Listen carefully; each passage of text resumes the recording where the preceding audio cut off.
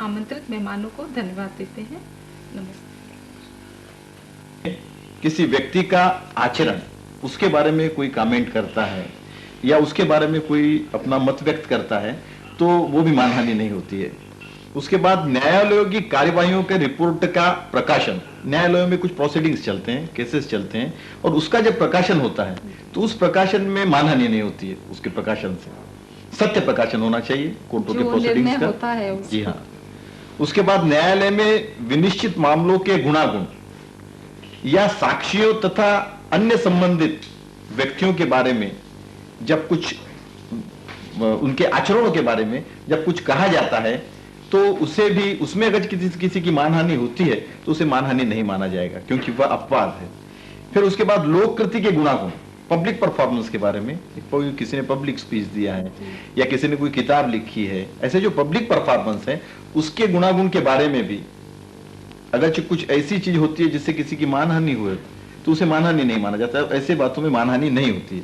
उसके बाद किसी प्राधिकार रखने वाले व्यक्ति द्वारा सद्भाव पूर्वक की गई परिनिंदा, जिसको सेंश्योर कहते हैं हम इंग्लिश में, ऐसी चीज भी अपवाद में आती है और वो मानहानि नहीं मानी जाएगी। उसके बाद प्राधिकृत व्यक्ति के समक्ष सद्भाव पूर्वक अभियोग लगाना, जैसे कोर्ट में हम अभियोग लगाते हैं या हायर अथॉरिटी के पास कुछ कंप्लेंट करते हैं, जिसके पास अथॉरिटी है, अधिकारी पुरुष के पास जो भी कंप्लेंट की जाएगी, शिकायत की जाएगी, और उस शिकायत में जो दर्ज होगा वो मानहानि नहीं होगी। उसके बाद अपने या अन्य के हितों की संरक्षा के लिए किसी व्यक्ति द्वारा सद्भाव पूर्वक लगाया गया लांछन, यहां लांछन जरूर लगाया जाता है किंतु सद्भाव के लिए, लोकहित के लिए, तो वैसे हालात में भी वह मानहानि नहीं होती है। और उसके बाद अगर एक व्यक्ति दूसरे व्यक्ति के बारे में उसको उसके हित के लिए या लोकहित के लिए उसे जागरूक करता है तो भी वो मानहानि नहीं हो सकती है। जैसे कि भाई एक्स से व्यवहार मत करिए, उसका एक्सपीरियंस है जी, और उससे उसको जागरूक करता है, सावधान करता है कि उससे, परंतु वह जो एक्ट है, वो जो कर्म है, जो कृति है, वो सद्भावपूर्ण होना चाहिए। ये 10 अपवाद। सुशील जी, अभी जैसे व्यास जी ने बताया है तो एक दो उदाहरण दीजिए इन अपवादों के बारे में।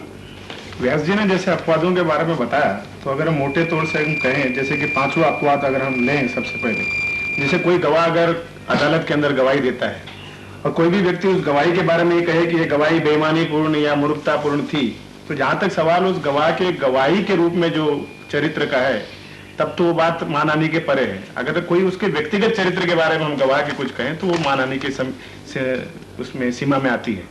और जैसे अगर हम उसका अगला अपवाद लें, 6ठा अपवाद, जैसे कि कोई लोक गायक है, वो अपना गीत गाता है, या कोई लेखक एक किताब लिखता है, या कोई वक्ता सार्वजनिक सभा में भाषण देता है, तो ये तीनों चीजें, जब वक्ता भाषण देता है, लेखक किताब लिखता है, या कोई गीतकार गीत गाता है, ये तीनों चीजें हम लोक कृति के लिए यानी कि पब्लिक के जजमेंट के लिए हम रखते हैं और उसमें चर्चा होना संभव है। और अगर कोई चर्चा उसमें होती है और वो मानहानिपूर्ण भी है, और जहां तक वो चर्चा उस भाषण देने वाले के उस भाषण कला तक या लेखक की उस लेखनी तक या गीत तक सीमित है, तब तो मानहानि की सीमा में नहीं आती। और जो 9वां अपवाद जिन्होंने अभी व्यास जी ने बताया कि अगर हम कोई हमारे हित के लिए या लोक हित के लिए कोई भी मानहानिपूर्ण बात कहें तो वो भी उसमें सीमा में नहीं आती। जैसे कि अगर मैं मेरी दुकान कोई चला रहा हूं मान लीजिए, और मेरे मैनेजर को मैं बाहर गांव जाते समय कहता हूं कि भाई XYZ को आप कुछ सामान मत बेचना क्योंकि उसकी ख्याति अच्छी नहीं है, उसकी रेपुटेशन अच्छी नहीं है, तो ये तो मेरे भले के लिए एक बार कोई बात कही है, तो मान लीजिए XYZ के खिलाफ भी है, लेकिन चूंकि मैंने अपने भले के लिए और वो जो मेरे मैनेजर है उसको बचाने के लिए कही है, तो मानहानि के परे आने वाली चीज है। इस तरह कई अपवाद मानहानि कानून के अंतर्गत दिए जा सकते हैं। न्यायमूर्ति जी, ये मानहानि जो है लिखित ही होना जरूरी है या मौखिक रूप से मुख से कहे गए शब्द भी मानहानि माने जा सकते हैं? ये आपने बड़ा सवाल पूछा। मानहानि तो लिखित भी होती है, मौखिक भी होती है, कभी कभी सिर्फ इशारों से भी होती है, कभी कुछ चित्र या कुछ मूर्ति बनाने से भी मानहानि हो सकती है। साधारण उसका उदाहरण देना तो लिखित तो सभी लोग जानते हैं, कभी अखबार में किसी के बारे में कुछ ऐसी मानहानि की बातें लिख देना, गलत बातें लिख देना, जानबूझ के लिख देना, या तो कोई ऐसे पोस्टर बनाना और जिसमें सबको हैंडबिल्स बंटवारा करना ताकि आम जनता को कोई आदमी के बारे में पता चले, या तो कोई ऐसी बड़ी दीवार पर पोस्टर्स लगा देना और जिसमें कुछ लिखा हो जो लोगों के पास सबको पता चले। और मौखिक भी होता है जिसको अपन स्लैंडर बोल सकते हैं। और स्लैंडर में क्या होता है कि 2-3 आदमी के बीच में किसी एक आदमी की, किसी व्यक्ति की मानहानि करना, मुंह जबानी, मगर मानहानि जानबूझकर करना, ताकि दूसरों की इज्जत में उसकी इज्जत कम हो जाए, दूसरी की नजरों में उसकी इज्जत कम हो जाए। तो ये होता है, ये मौखिक हो गया। कोई जैसा आदमी है, वो उसको यदि पूछा गया कि अरे भाई ये कल की चोरी किसने की, तो वो लिखित भी कुछ नहीं देगा, मौखिक भी कुछ नहीं कहेगा, लेकिन किसी गैर आदमी की तरफ उंगली बता के सिर्फ इशारा कर देगा कि ये आदमी ने चोरी किया। उसमें वो बोलता भी नहीं, लेकिन इशारे से भी उसकी मानहानि करता है, क्योंकि वो जानबूझ के उस आदमी की इज्जत को कमी लगाता है जी। इसके ऐसे 3-4 प्रकार है। कोई मूर्ति भी बना सकते। व्यास जी, ये जो मानहानि है, ये क्या है? मतलब कौन सी बातें हैं जो मानहानि नहीं मानी जा सकती? देखिए, जैसे कि अभी मैंने 10 अपवाद बतलाए जी। इस 10 अपवादों में आने वाली बातें, पहली बात तो वो मानहानि हो ही नहीं सकती है। उस संहिता में प्रोविजन है, इंडियन पेनल कोड में वो प्रोविजन है, और 10 जो है सो उन्होंने उसके ये दे दी हैं।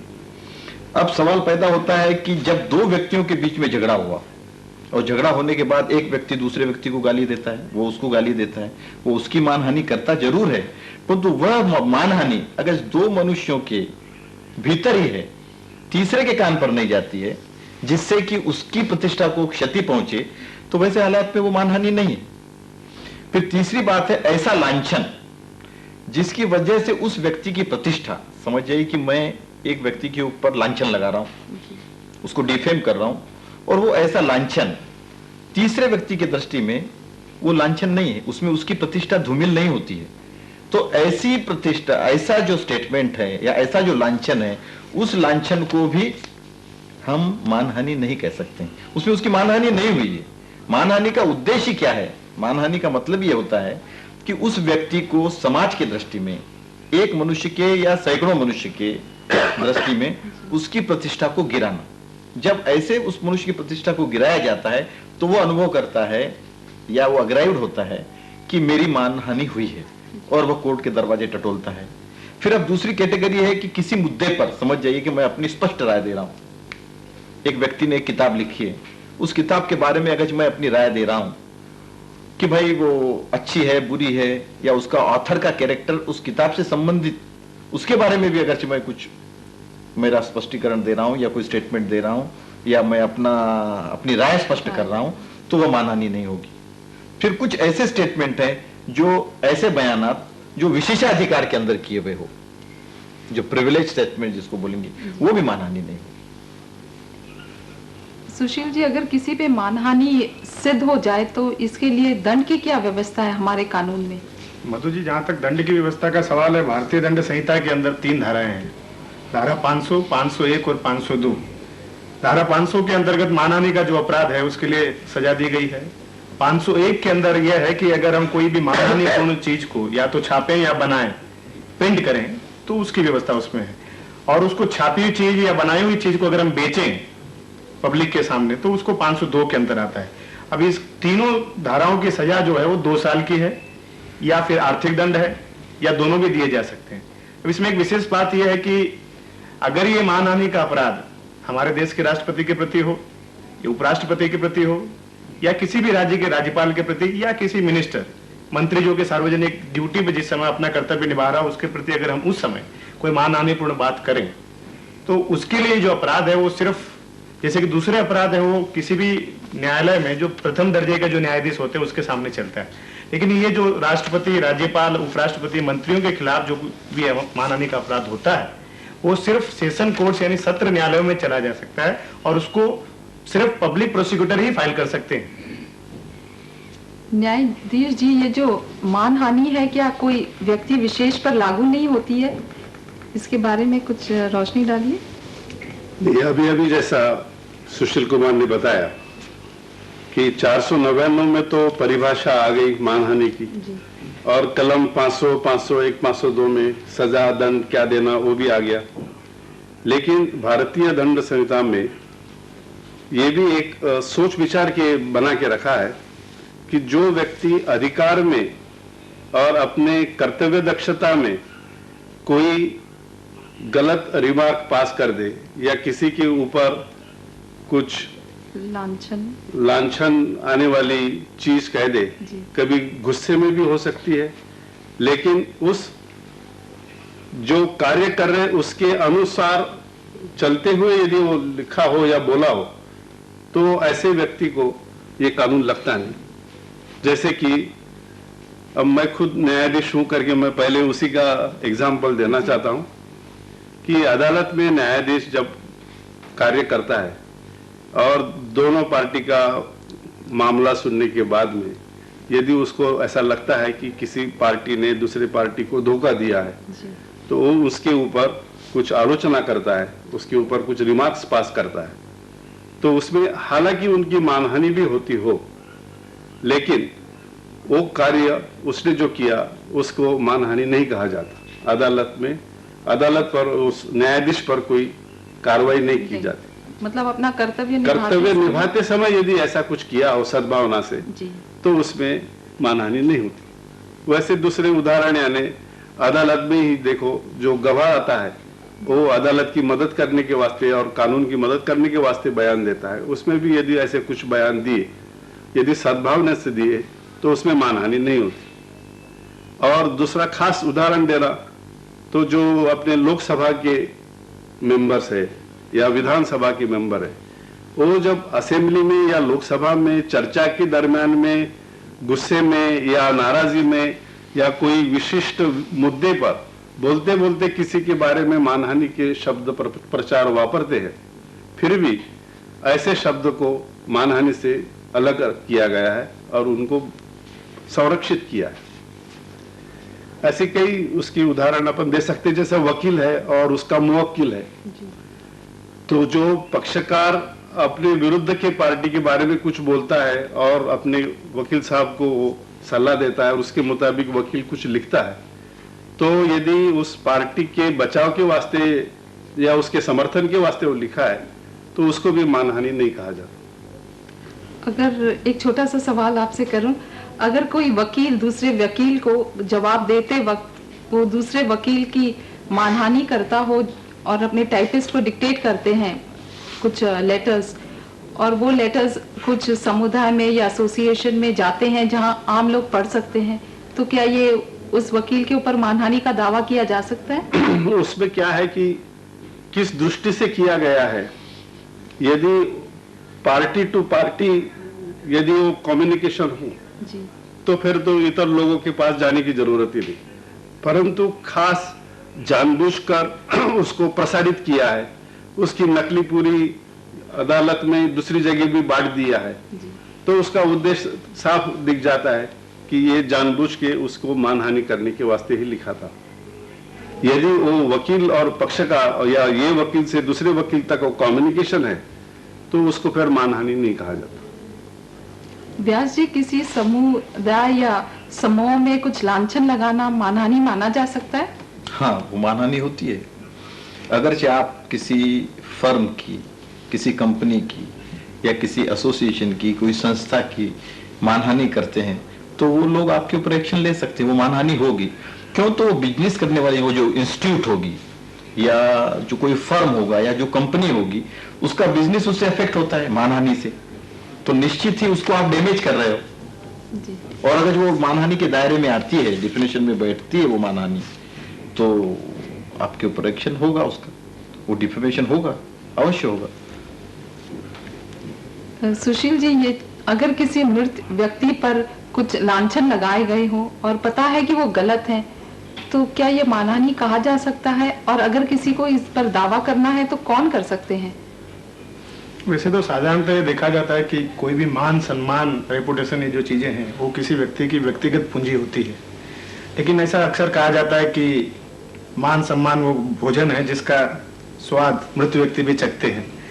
तो अगर मृत व्यक्ति के बारे में अगर कोई इस तरह से मानहानिपूर्ण या अपमानजनक कोई बात कहे और उस बात से अगर उसके पारिवारिक सदस्य या नजदीकी रिश्तेदारों को कुछ भावनाओं को आहट पहुंचे या उनको कुछ बुरा लगे, और अगर ऐसा हो कि अगर वो व्यक्ति मृत व्यक्ति जिंदा होता और उस परिस्थिति में उसकी मानहानि होना कानूनी साबित हो जाता, तो इन दोनों परिस्थितियों में मानहानि का अपराध उसके नजदीकी रिश्तेदार या पारिवारिक सदस्य कर सकते हैं।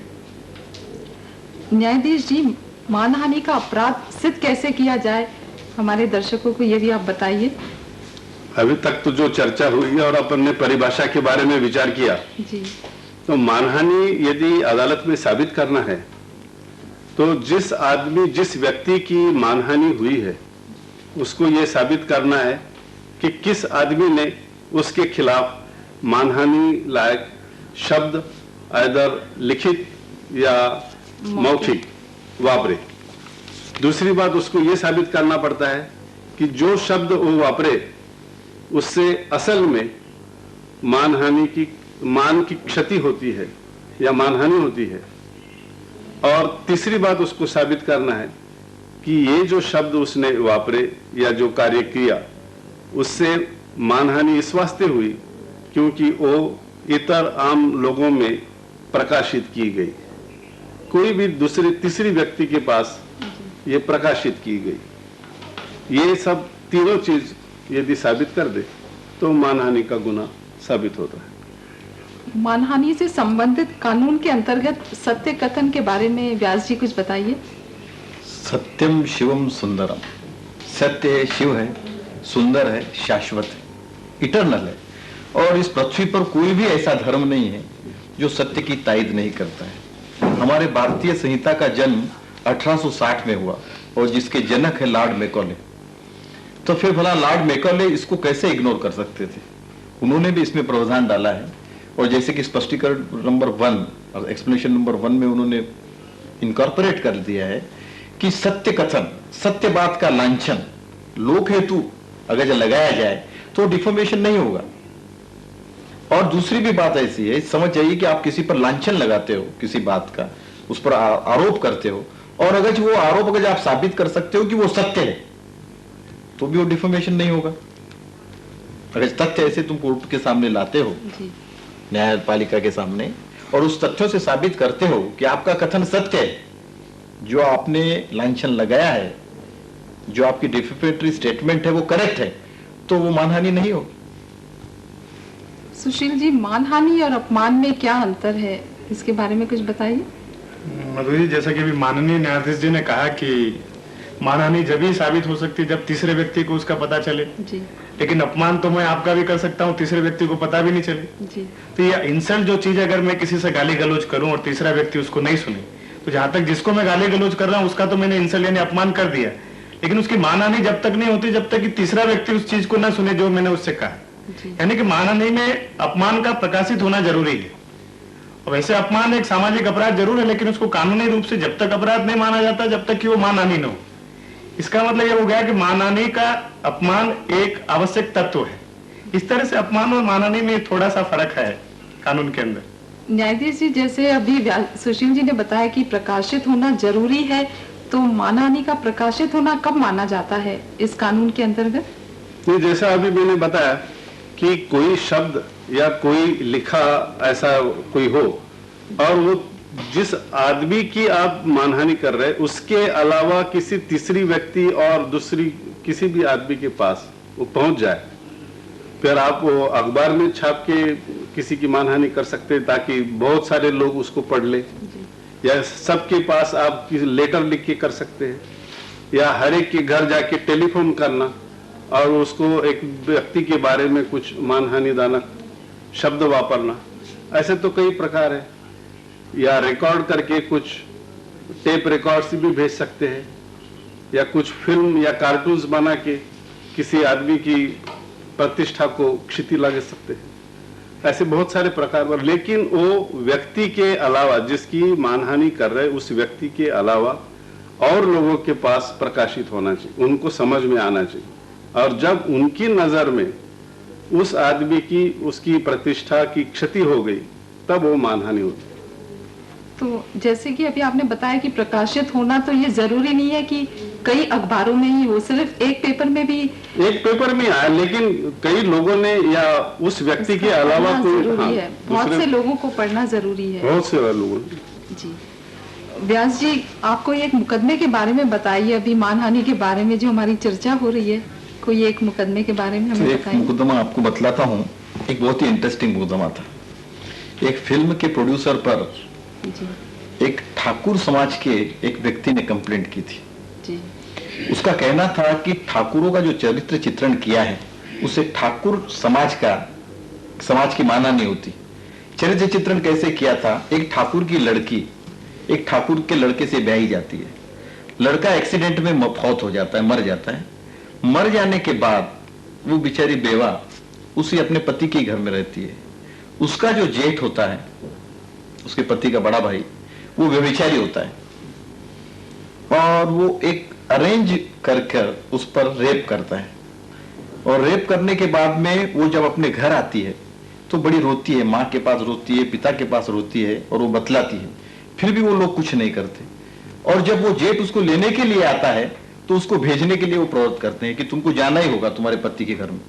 विधवा का बहुत बुरा हाल था पुराने जमाने में, तो आप हमारे पास नहीं रह सकती हो, तुम्हारा ब्याह हो गया तो दूसरे की हो गई, पराई हो गई, तुमको जाना ही होगा, ससुराल जाना। इस कथानक पर उन्होंने आक्षेप लिया था कि इससे क्या, जो ठाकुरों का चरित्र चित्रण हुआ है, उस ठाकुरों के चरित्र चित्रण में उनकी मानहानि की गई है, उनको बहुत बुरा बतलाया गया है और उनको व्यभिचारी है ऐसा प्रदर्शित किया गया है फिल्मों में। उसमें प्रोसेस जरूर इश्यू हुआ था, परंतु उसके बाद जब ये साबित हुआ कोर्ट के सामने कि ये जो तथ्य है इसमें किसी पर्टिकुलर पर्सन पर तो सब फिल्म में तो सब फिक्टिशियस होते हैं, कथानक ही फिक्टिशियस होता है, कोई पर्टिकुलर व्यक्ति काल्पनिक होता है। अब वहां पर जो एलिगेशंस किए गए थे वो समाज पर एलिगेशन नहीं होते, कुछ ठाकुर अच्छे भी होते हैं, कुछ ठाकुर बुरे भी होते हैं। अगर कोई हमारे समाज का सदस्य बुरा हो जाए और उसके ऊपर कुछ लांछन लगा दिया जाए तो वह लांछन उसके समाज का नहीं माना जाएगा। जैसे कि कहा जाता है पांचों उंगली बराबर नहीं होती। और एक व्यक्ति अगर लज्जित कर्म करता है तो उसके लिए पूरा समाज के ऊपर लज्जा आने का कारण नहीं है, उसकी मानहानि होने का कारण नहीं है। और उस केस में उनको एक्विटल मिला और केस खत्म कर दिया गया। सुशील जी, ये फौजदारी कानून के अंतर्गत तो सिर्फ सजा प्राप्त होती है, तो और भी क्या कोई जो व्यक्ति ये मानहानि का दावा करते हैं इसके लिए और भी कोई रेमेडी है मधु जी, या और कोई कानून है?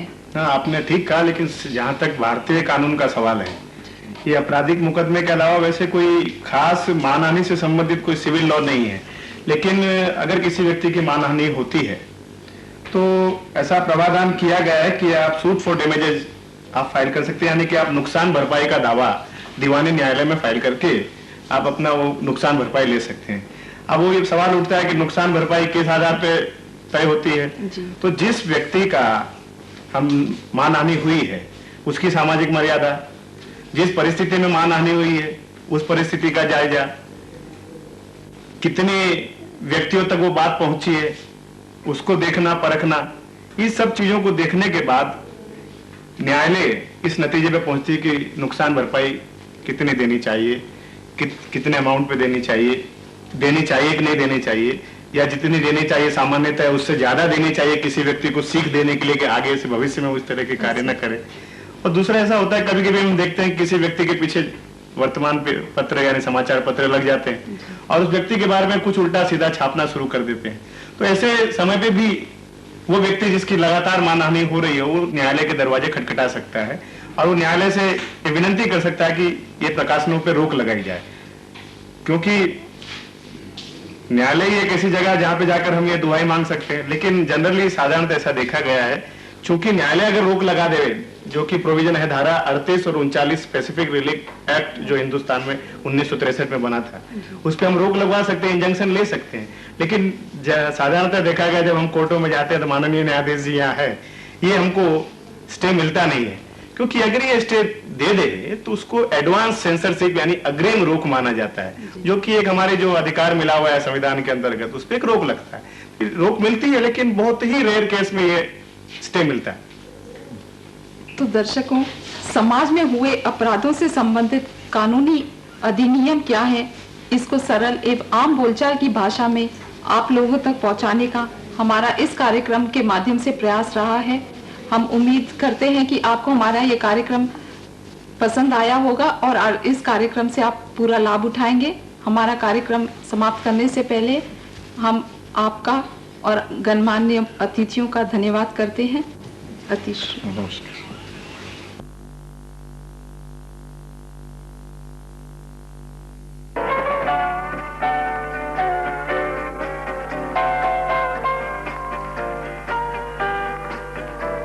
नमस्ते। आज महीने का चौथा गुरुवार हम और हमारा कानून कार्यक्रम के जरिए हम आपके सामने फिर उपस्थित हुए हैं। स्त्री और कानून का दूसरा भाग हम आपके सामने पेश कर रहे हैं। हमारा आज का विषय है तलाक और भरण पोषण।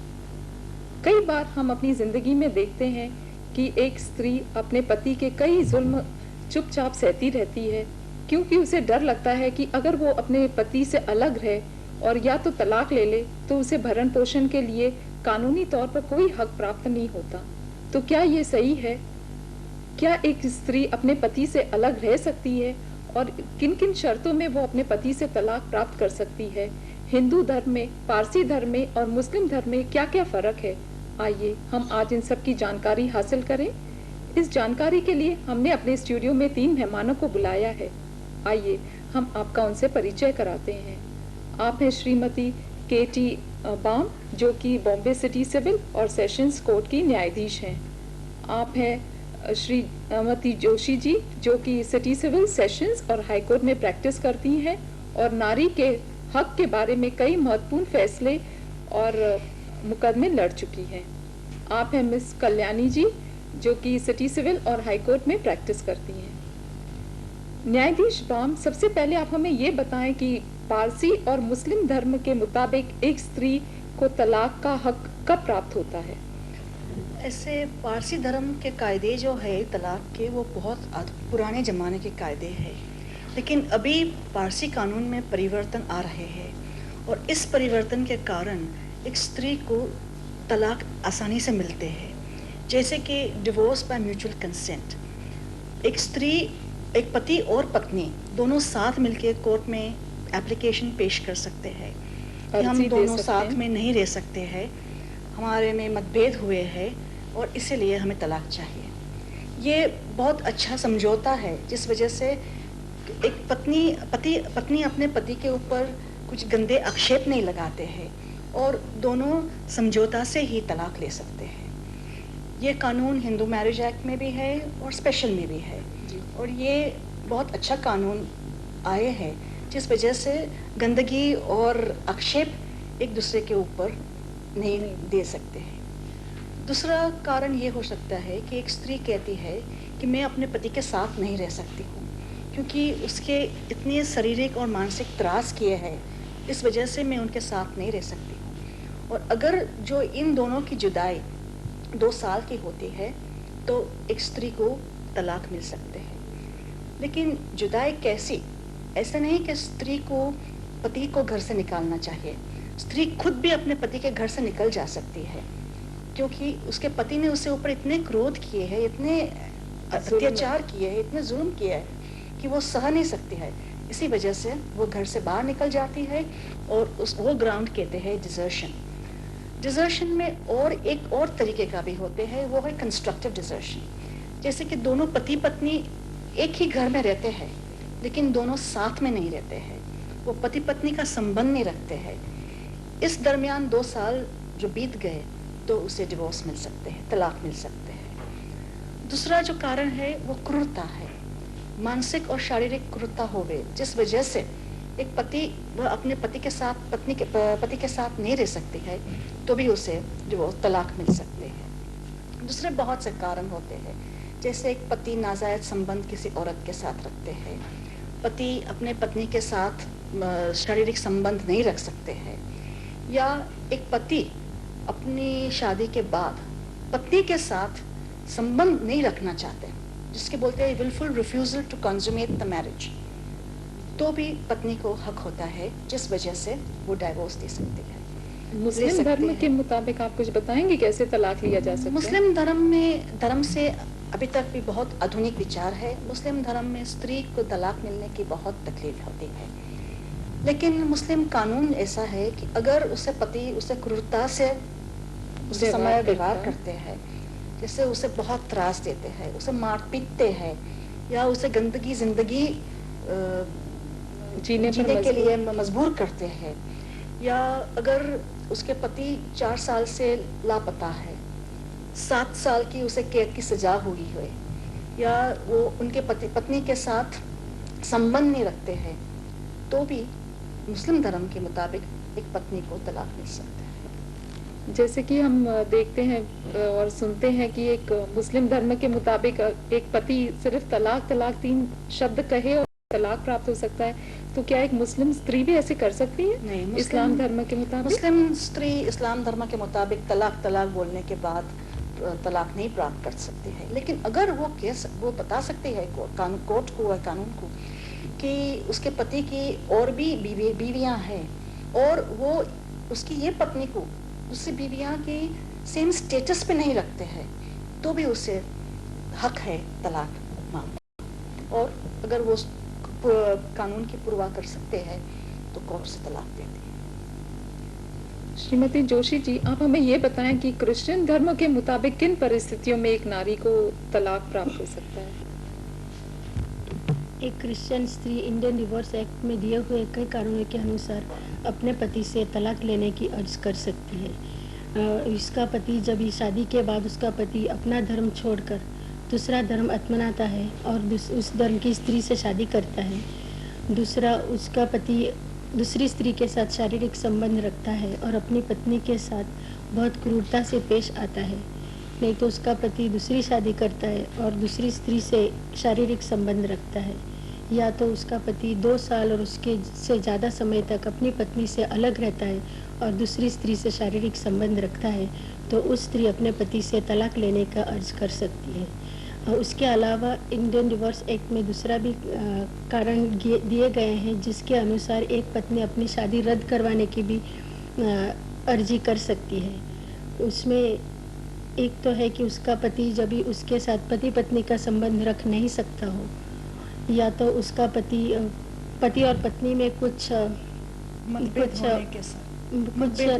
हाँ, और उसका पति शादी के समय शादीशुदा हो, नहीं तो उसका पति शादी के समय जरा पागल हो, मानसिक उसको बीमारी हो, तो वो अपनी शादी रद्द करवाने के लिए अर्जी कर सकती है।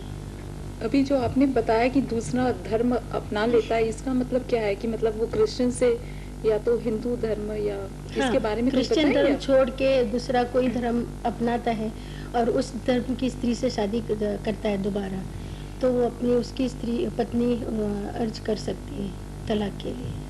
श्रीमती कल्याणी जी, क्या ये सब हिंदू धर्म में भी लागू होता है या हिंदू धर्म अलग है इन सब से तलाक लेने के लिए? नहीं, हिंदू धर्म वैसे तो अलग ही है, क्योंकि उनका एक अलग ही एक्ट बनाया गया है, हिंदू मैरिज एक्ट। और इस एक्ट में एक स्त्री को तलाक लेने के लिए इतनी कठिनाई नहीं होती जितनी कि और धर्मों के इंडियन डिवोर्स एक्ट और पारसी मैरिज एक्ट वगैरह में है। इसमें बहुत से कारण हैं जिससे एक स्त्री तलाक ले सकती है, जैसे कि उसका पति अपनी पत्नी होते हुए किसी और औरत के साथ शारीरिक संबंध रखता हो, या तो फिर वो अपनी पत्नी पे मानसिक और शारीरिक क्रूरता से बर्ताव करता हो, या फिर वो अपनी पत्नी को उसने अपनी पत्नी को छोड़ दिया हो 2 साल लगातार 2 साल तक, और 2 साल के बाद एक पत्नी अपने पति से तलाक के लिए अर्जी कर सकती है, या फिर उसके पति ने संन्यास ले लिया हो, या फिर उसके पति ने कोई और धर्म अपना लिया हो, जैसे कि क्रिश्चियन बन गया हो या मुस्लिम बन गया हो, या फिर उसका पति किसी गुप्त रोग से पीड़ित हो तो भी वो तलाक ले सकती है, या फिर वो किसी बीमारी से परेशान हो, जैसे पागल हो या अक्सर पागलपन के दौरे उसको पड़ते हो, या फिर वो उसका पति गायब हो गया हो 7 साल से ज़्यादा तक, क्योंकि कानून में भी यही माना गया है कि अगर कोई व्यक्ति 7 साल से ज़्यादा उसका पता न लगे या लापता हो, बहुत कोशिश करने के बाद भी अगर उसका कोई पता न लगे, तो वो कानूनी तौर से मरा हुआ माना जाता है। तो कोशिश किस प्रकार की होगी 7 साल की जो आप बता रही हैं? कोशिश जैसे कि आप टीवी में दीजिए, अखबारों में दीजिए, पुलिस के जरिए से या अपने रिश्तेदार के जरिए से, अगर कोई आदमी जिंदा रहता है तो कहीं ना कहीं से वो कोशिश तो करता ही है कि वो अपने रिश्तेदारों को या अपनी पत्नी या बच्चों को ये बताने की कोशिश करे कि मैं यहाँ पे हूँ। अगर इन सब कोशिश करने के बावजूद अगर 7 साल तक उसका पता न चले तो 7 साल के बाद वो आदमी मरा हुआ माना जाता है कानून के हिसाब से। अगर इन्हीं सब कारणों में कारण अगर किसी स्त्री को तलाक लेनी है तो इन सब कारणों से वो तलाक की अर्जी कर सकती है। इनमें से कोई भी एक कारण, कोई भी एक कारण कि सभी कारण करने नहीं, से? कोई भी एक कारण काफी है उसको तलाक प्राप्त करने के लिए। न्यायाधीश बाम, आप हमें ये बताएं कि जब एक स्त्री तलाक लेती है तो अगर उनके कोई बच्चे हो, कोई संतान हो, ऐसी परिस्थिति में उस बच्चे की अभिरक्षा का भार किसे दिया जाता है? ऐसे समय में बच्चे की अभिरक्षा का भार तो माँ को देते हैं जब भी बच्चे छोटे हैं, जैसे माइनर 7 साल के अंदर होवे तो।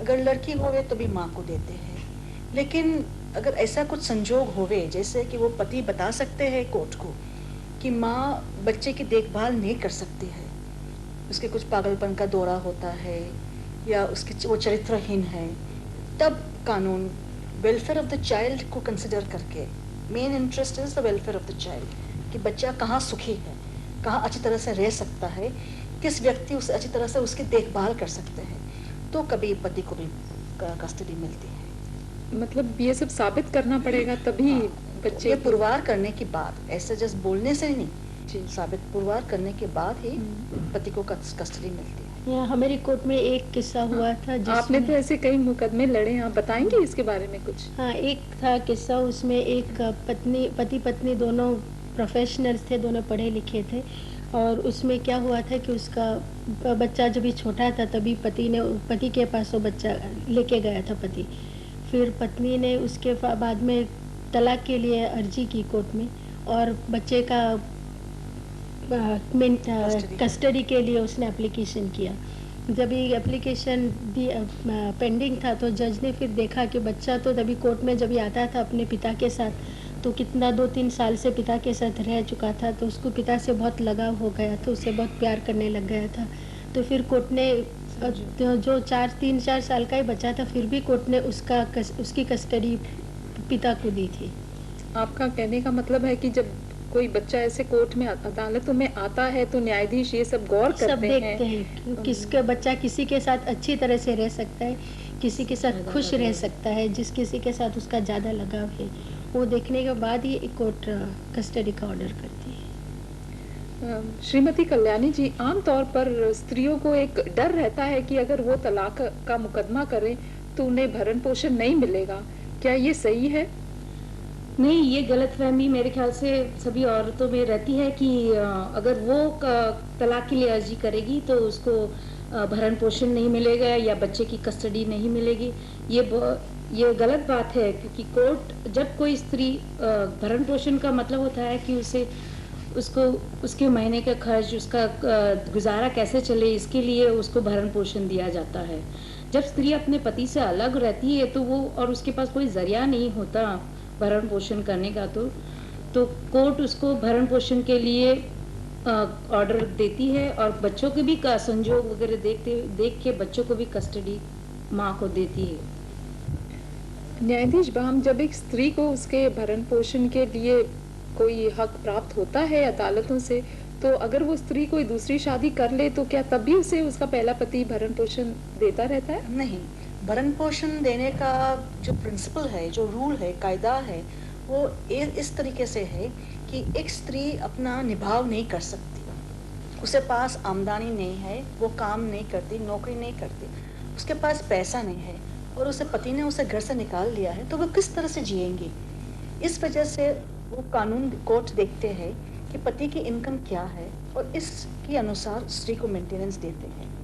लेकिन जब वो दूसरी शादी करती है तो ऐसा नहीं है कि वो एकदम लावारिस हो जाती है, उसे दूसरे पति उसे देखते हैं, तो इस वजह से उसकी राइट मेंटेनेंस की जब तक वो अनमैरिड होवे वहाँ तक ही उसे मिलती है। एक बार उसने दूसरी शादी कर दी तो उसे मेंटेनेंस नहीं मिलता है। श्रीमती जोशी जी, अगर कोई एक स्त्री नौकरी करती हो तो क्या फिर भी उसे हक है कि उसे भरण पोषण मिल सके, क्योंकि उसका पति तो है तो बहुत ही बड़ा व्यापारी हो या बहुत अच्छा उसका कुछ व्यापार चलता हो, ऐसी परिस्थिति में भी क्या उसे भरण पोषण मिल सकता है? हाँ, जो उसकी आमदनी मंथली इनकम जो अपने इनके फैमिली सोशल स्टेटस के अनुसार नहीं हो, उसकी कमती हो, पति की आमदनी उससे ज़्यादा हो, पत्नी से ज़्यादा हो, और जस्ट उनका सोशल जो स्टेटस है वो रखने के लिए उसका जो पैसा कमाती है वो बराबर नहीं है, तो कोर्ट उसको मेंटेनेंस दे सकती है, ताकि वो नौकरी करती है फिर भी उसे मेंटेनेंस मिल सकती है अपने पति से। आपका कहने का मतलब ये है कि मतलब अगर कोई स्त्री नौकरी करती हो तो ये जरूरी नहीं है कि अगर वो नौकरी करे तो भरण पोषण नहीं मिलता, नहीं, इट्स नॉट, वो सही नहीं है। अगर नहीं, सही नौकरी नहीं है। करती हो तो भी उसे भरण पोषण का हक है। हक प्राप्त मिल सकता है। श्रीमती कल्याणी जी, जब एक स्त्री भरण पोषण के लिए कोई अर्जी करती है और फिर महंगाई की वजह से या बच्चों की पढ़ाई लिखाई की वजह से वो बड़े हो जाते हैं, तो क्या वो ज्यादा हक प्राप्त कर सकती है कुछ सालों के बाद, या उतना ही हक उनको प्राप्त होता है? जी नहीं, जैसे संजोग वगैरह वो देखते हैं, और जब महंगाई वगैरह ज़्यादा बढ़ जाती है तो वो कोर्ट में अर्जी कर सकती है, और उसी के मुताबिक कोर्ट उसको ज़्यादा भरण पोषण का ज़्यादा पैसा मिले वैसे ऑर्डर दे देती है पति को देने के लिए। हिंदू धर्म के मुताबिक ये जो तलाक है ये कौन सी अदालतों में अर्जी करनी पड़ती है? जी, हिंदू धर्म के मुताबिक अगर जब तलाक आती, अगर प्लेस ऑफ मैरिज यानी जहाँ शादी हुई हो वहाँ पे आप तलाक की अर्जी कर सकते हैं, या अगर पत्नी तलाक के लिए करती है तो जहाँ पति रह रहा हो वहाँ के कोर्ट में तलाक की अर्जी कर सकते हैं, और जहाँ पे तलाक की अर्जी करने से पहले पति पत्नी के रूप में जहाँ उन लोग रह रहे हो वहाँ पे उस कोर्ट में उन लोग तलाक की अर्जी कर सकते हैं, और गांव वगैरह में हो तो डिस्ट्रिक्ट कोर्ट में, और शहर में सिविल कोर्ट्स में तलाक की अर्जी कर सकते हैं। न्यायाधीश बाम, आप हमें ये बताएं कि मुस्लिम और पारसी स्त्रियों को कौन सी अदालतों में तलाक के लिए अर्जी करनी पड़ती है? पारसी स्त्रियों को हाई कोर्ट में अर्जी करनी पड़ती है, और सिर्फ हाई कोर्ट में एक पारसी मैट्रिमोनियल कोर्ट बैठती है।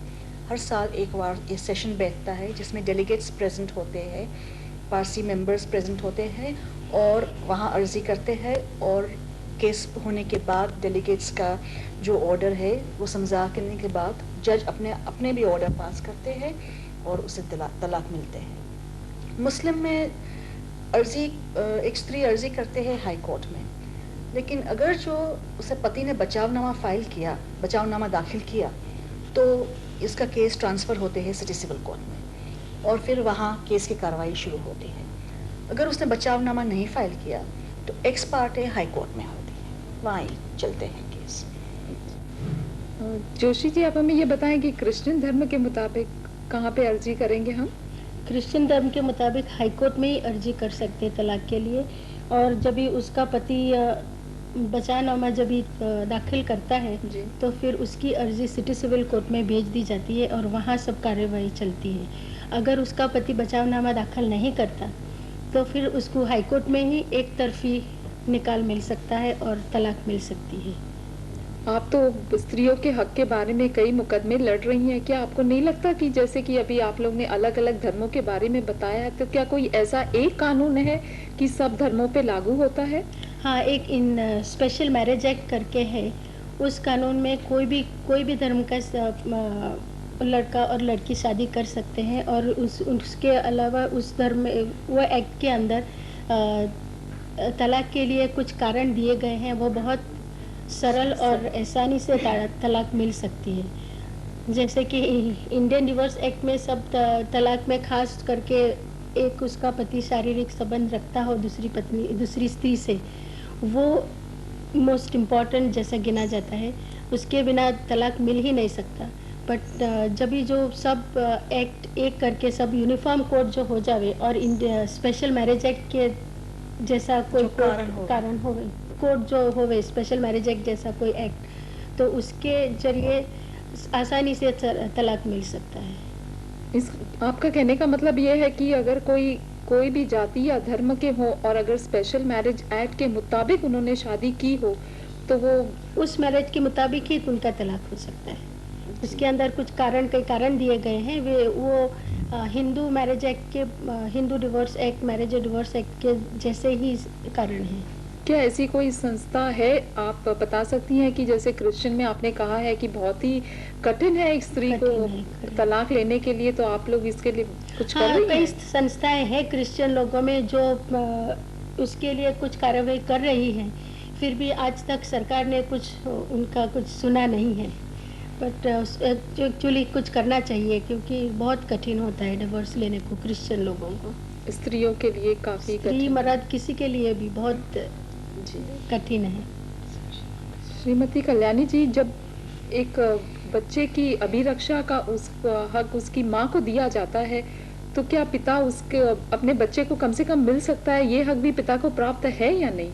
नहीं, ये हक पिता को प्राप्त होता है। वो अपने बच्चे को अपने साथ छुट्टियों में ले जा सकता है घुमाने फिराने, लेकिन इंडिया के बाहर नहीं। वो उसको अगर इंडिया के बाहर लेके जाना हो बच्चे को तो उसे कोर्ट से परमिशन लेनी पड़ती है, या हफ्ते में 2-3 दिन बच्चे को मिल सकता है।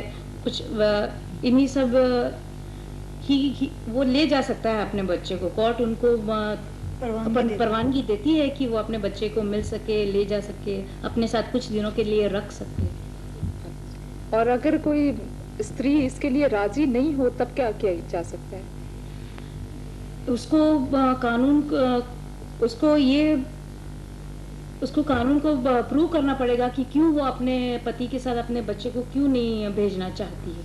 जब तक कोई ठोस कारण न मिले तब तक कोर्ट ये ऑर्डर नहीं कर सकती कि अपना पिता अपने बच्चे पर को घुमाने ना ले जा सकते, या उससे देखे नहीं, या उसको अपने पास कुछ दिनों के लिए रखे नहीं, ऐसा नहीं कर सकती। न्यायाधीश बाम जी, आप इस पे रोशनी डालिए। जैसे कि आप लोग ने बताया कि तलाक और भरण पोषण एक स्त्री लेती है और इसके बावजूद कई कठिनाइयों का सामना करने के बावजूद भी अगर उसका पति उसे भरण पोषण नहीं दे, 1-2 महीने तो भाई वो दे देता है, हम आगे देखते हैं कि भाई वो उसे नहीं पैसे देता है, तो ऐसी स्थिति में वो क्या कर सकती है? अगर जो पिटिशन कोर्ट में है, पेंडिंग है, तो वो एप्लीकेशन निकाल सकती है जिस वजह से उसकी सैलरी पे टाँच लग सकती है, और टाँच लगने के बाद उसे वहाँ से पैसे, उसके एम्प्लॉयर के पास से पैसे मिलते हैं। अगर वो काम नहीं करते हैं या उसे मालूम नहीं हुए कि वो कहाँ काम करते हैं, तो वो एप्लीकेशन में ऐसा बता सकती है कि उसे जेल में भिजवा देवे। जेल में भिजवाने की जो धमकी देती है, इस वजह से भी उसे मेंटेनेंस मिलते हैं। अच्छा, धमकी से भी काम बन जाता है कभी कभी।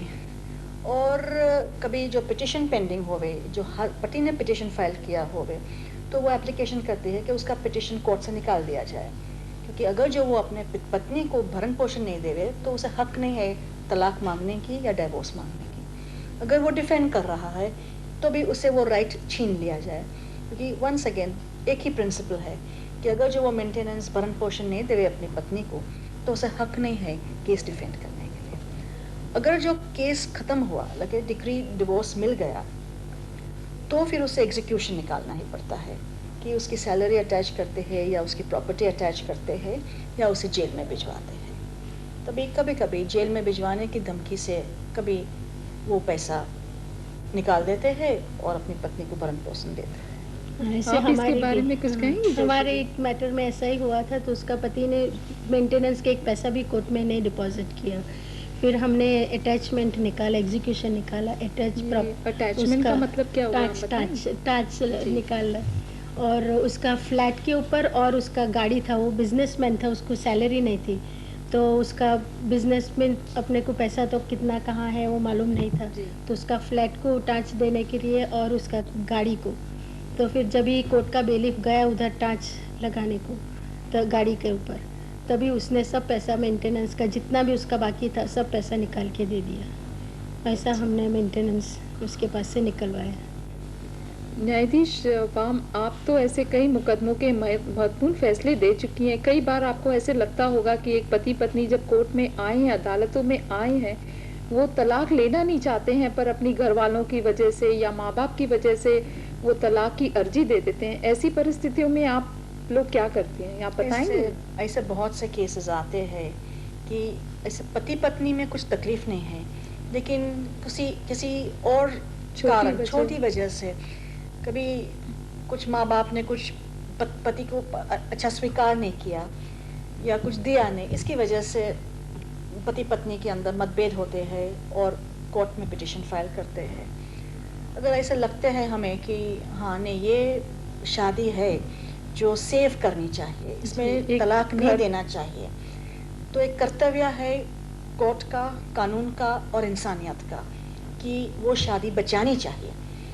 तो हम इसके लिए कोशिश करते हैं, हम देखते हैं, बातचीत करते हैं, और फिर हमारे कोर्ट में मैरिज काउंसलर्स है, हम उसको केस रेफर करते हैं। वो पूछताछ करते हैं, पति के साथ बात करते हैं, पत्नी के साथ बात करते हैं, पहले अलग अलग बात करते हैं, फिर जॉइंट इंटरव्यूज़ लेते हैं, वो उनके रिश्तेदार को मिलते हैं, कभी उनके ऑफिस पे ही जाते हैं, और ऐसी सब कार्रवाई करने के बाद समझौता लाते हैं। तो ऐसे सब आप लोग, ये अदालतों में इसकी सुनवाई होती है या कैसे किया जाता है? नहीं, अदालत में तो नहीं सुनवाई होती है, ये मैरिज काउंसलर उनके मिलते हैं, उनके ऑफिस में मिलते हैं। कोर्ट के अंदर ये सरकार से ही अपॉइंट किए जाते हैं? सरकार, गवर्नमेंट अपॉइंटेड मैरिज काउंसलर्स है जो कोर्ट को अटैच है और मैट्रिमोनियल कोर्ट्स के साथ वो काम करते हैं, और केस उनको रेफर कर दिए जाते हैं, कोर्ट्स उनको केस रेफर करते हैं, और रेफर करने के बाद वो उनके साथ बातचीत करते हैं। और वो भी औरतें हैं, तो क्या है, कोर्ट में कभी लोग घबराते हैं बातचीत करने के लिए, लेकिन वो सोशल वर्कर्स है, तो उनकी तरीके से वो पति और पत्नी का कॉन्फिडेंस लेते हैं, और बहुत से बार उन्होंने अच्छा समझौते करा दिए हैं। तो क्या ऐसे कभी हुआ है कि पति पत्नी एक साथ रह रहे हैं और घर टूटने से बच गया हो? बहुत से केसेस ऐसे हुए हैं, और इससे हमें ज़्यादा खुशी मिलती है तलाक देने की वजह से, तलाक देने से। तो आप इसके बारे में कुछ बताएंगी श्रीमती जोशी जी कि ऐसे कई बार होता है क्या? नहीं, क्योंकि आप वकालत करती हैं, आप इस बारे में कुछ रोशनी डालिए। बहुत टाइम ऐसा होता है कि ऐसा मैरिज काउंसलर दोनों पार्टीज को बुलाते हैं, उनको साथ में भेजते हैं, बाहर कुछ होटल में भेजते हैं साथ में बातचीत करने के लिए, कभी उनको पिक्चर्स में भेजते हैं, और ऐसा करके वो लोग दोनों को साथ में लाते हैं, और उनका क्या डिफरेंसेस है वो फिर दूसरा मतभेद है, दोनों में मतभेद है, वो सब उनका सॉल्व करने को ट्राई करते हैं। और ऐसा हुआ भी है कि 2-3 केसेस में कि वो लोग फिर से साथ में रहने को लग गए हैं। मुझे याद है वहाँ तक एक केस में डिवोर्स हो गया था, तलाक हो गया था, और तलाक होने के बाद जज ने केस रेफर किया था मैरिज काउंसलर को, और उसने बहुत सी मेहनत करने के बाद, ऑफ कोर्स पार्टीज का भी उसमें हेल्प था, कोऑपरेशन था, तो वो केस रेकनसाइल हुआ था। तो वो तो बहुत खुशी की बात है कि तलाक मिल जाने के बाद भी रेकन्सिलिएशन हो सकता है। तो दर्शकों, समय की अभाव के कारण हम कई सवाल का जवाब नहीं पा सक रहे हैं, इसके लिए हमें खेद है। और हमारा कार्यक्रम समाप्त करने से पहले दूरदर्शन की तरफ से, अपनी तरफ से और दर्शकों की तरफ से न्यायाधीश बाम आपका, श्रीमती जी जोशी जी आपका और कल्याणी जी आपका बहुत बहुत धन्यवाद करते हैं। नमस्ते।